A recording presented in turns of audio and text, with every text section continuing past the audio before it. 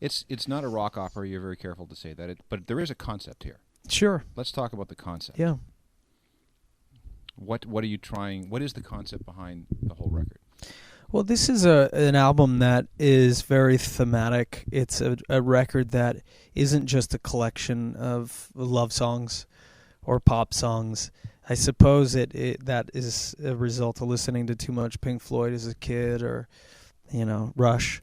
But for us, it's us. It's who we know. It's who we are. It's all we know. And I think it builds upon something that the first record started, which is to create a self-contained world, a world with its own identity, its own community, its own visual representation. This is a record that is I often talked about, and I wrote it down on a board, that I wanted it to be like listening to a film. And I think the interactivity and the populist aspect to the record is a strong conceptual element as well. It's not so much a narrative album, like there's a point of view from a character, and you follow that, like The Wall or Tommy or something. I would say Tommy even more than The Wall, because The Wall was incredibly personal, I think. Although I'm not saying Tommy wasn't, but Tommy was obviously more like a musical. This isn't anything like that. It's not a rock opera, but in its execution and its intention, it's definitely conceptual. Yeah, it's never say die, keep going, let's make it all happen. Yeah, that kind of thing. Yeah, I mean there are strong themes of empowerment, and fighting for what you believe in. Obviously, I could take you through song by song, but that would be a whole show in itself. What's the second single going to be? But I think from the very title, it's alone you get the beginnings that this is different. It's a call to arms, this album. What are the second single? I don't know. We're talking about that. And you're voting on it, aren't you? Yeah. Fans are voting? Yeah. What are these? I'm going to ask everybody at today. Okay. When I see them. What are these little symbols here? Oh, those are glyphics, and those have been with us since the very beginning.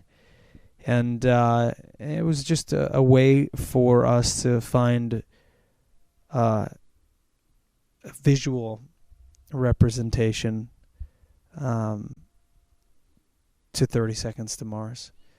Kind of like what Zeppelin did with the fourth album. Yeah. Zofo. Whatever you want to call the record, So they when I was a kid and I listened to music, it wasn't just about the music. It seemed to be an experience that I was immersed in. It seemed to be a really active participation that I had with music. And from the bands that I liked, they gave that to you in a lot of different ways. I remember getting lost in so many Pink Floyd records. So I think it's a natural extension of the experience that I had as a child. And I always ask, why shouldn't there be more than just a collection of songs? Why shouldn't there be? For me, it's an opportunity to express myself in many different ways, and I take full advantage of that. Do they have any particular meaning, or is it just a representation? No, for sure. And on this album, too, there's a symbol on the back of the record that's one of the oldest symbols known to man. Some people... it's attributed mostly to represent air, and this record is very much of the spirit world to me, and I thought it a fitting symbol to use for this album. And what do the glyphs mean? If I told you that, I'd have to kill you. Well, good you luck. have to have them tattooed on your back or something, and then then we can talk about it. Okay, there you go. Well, good luck with the record. I love the concept, and I think it's the interactivity is so important to fans these days, because when you sit in front of a computer, you expect to get anything you want from anywhere you want next to for next to nothing, if not for nothing. And the idea of being able to communicate back and forth with your favorite band is huge.